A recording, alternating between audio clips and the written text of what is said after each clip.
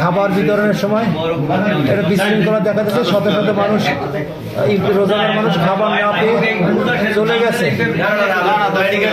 এইরকম একটা সংবাদ প্রকাশ করায় এই ছাত্র অধিকারের মানবিক সহ 20-50 জন সন্ত্রাসীরা আমাকে হামলা করে স্কুলে আটকে রাখে ভিডিও কাটার জন্য।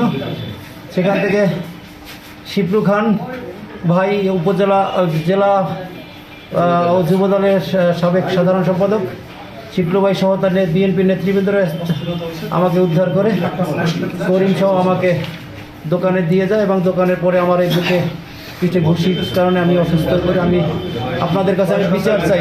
ঘুষিতেছে মানিক সহ আরও 20-25 জনের।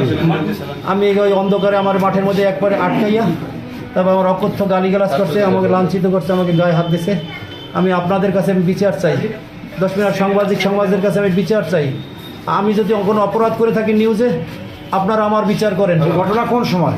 এই আধা ঘন্টা আগে। আমার যদি কোনো অপরাধ থাকে আপনারা সাংবাদিক সমাজ আমার বিচার করেন। আর পরবর্তী মুহূর্তে আমার উপর এরকম হামলা আমি আপনাদের কাছে বিচার চাই। আমি 10 মিনিটবাসীর কাছে বিচার চাই।